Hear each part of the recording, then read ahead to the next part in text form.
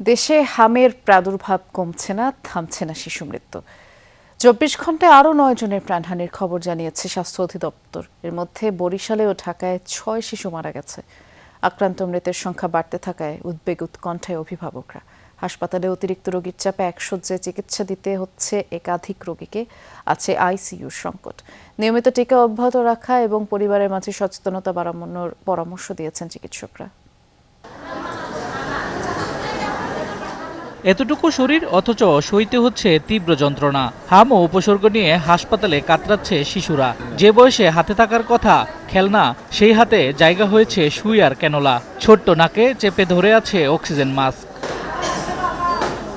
স্বাস্থ্য বিভাগের তথ্য অনুযায়ী ২৪ ঘন্টায় হাম ও উপসর্গ নিয়ে প্রাণ গেছে আরও ৯ শিশুর। এর মধ্যে বরিশালে মারা গেছে ৩ জন, এছাড়া ঢাকায় ৩, খুলনায় ২ ও সিলেটে প্রাণ গেছে আরও ১ শিশুর। মার্চের মাঝামাঝি থেকে এ পর্যন্ত মৃত্যুর সংখ্যা দাঁড়ালো ৩৫২ জনে। বাড়ছে রোগী আক্রান্তের সংখ্যাও। হামের জ্বর হচ্ছে লুন তিল্লাহান দেখা এবার হাসপাতাল ভর্তি করছি। ডাক্তারে কইতেছে এটা হাম রোগ। জ্বর নিয়ে মেডিকেল আইছি, মেডিকেল আসার পর তারপরে হাম হচ্ছে ৩ দিন পর, তারপর তো চিকিৎসা ডাক্তার চালাইতেছে। রাজশাহী, ময়মনসিংহ, রংপুর ও চট্টগ্রাম বিভাগেও প্রতিদিন ভর্তি হচ্ছে নতুন রোগী।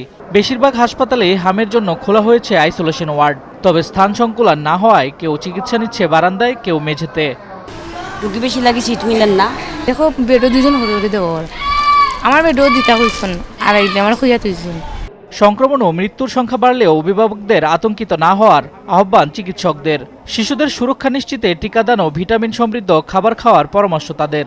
রোগ প্রতিরোধ ক্ষমতা বাড়ানোর লক্ষ্যে ভিটামিন সমৃদ্ধ খাওয়া একই সাথে সকল শিশুকে আমরা রুটিন ইপিআইয়ের মাধ্যমে 9 মাস পূর্ণ হলে প্রথম ডোজ হামের টিকা, 15 মাস পূর্ণ হলে দ্বিতীয় ডোজ হামের টিকা প্রদান করে থাকি। রোগীর সেবার ক্ষেত্রে আসলে কোনো কমতি হবে না, আমরা আশা করি। আমাদের সিস্টার ডাক্তাররা মাইকভাবে অক্লান্ত পরিশ্রম করে যাচ্ছেন। এদিকে হামের সংকট মোকাবেলায় সব ধরনের প্রস্তুতি নেওয়া হয়েছে বলে জানিয়েছে স্বাস্থ্য অধিদপ্তরের মহাপরিচালক। আর স্বাস্থ্য সচিব বলেন, অন্তর্বর্তী সরকারের আমলে টিকা সংগ্রহের গাফিলতির ব্যাপারে তদন্ত করছে সরকার।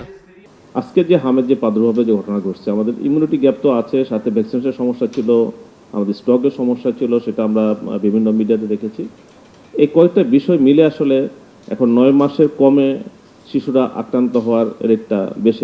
এই প্রাদুর্ভাব আগামী দিনে যেন আমরা যে কর্মপরিকল্পনার মাধ্যমে এগিয়ে যাচ্ছি, সেটির মাধ্যমে যেন আমরা আমাদের শিশুদেরকে রক্ষা করতে পারি। হামের প্রাদুর্ভাব ও উত্তরণের পথ নিয়ে আয়োজিত এই গোলটেবিলে আলোচনায় সংকট সমাধানের পাশাপাশি দীর্ঘমেয়াদী পদক্ষেপের তাগিদ দেন বিশেষজ্ঞরা। পরামর্শ এবং সবগুলো নিয়ে শামস তাবরিজ উচ্ছ্বাস, যমুনা নিউজ।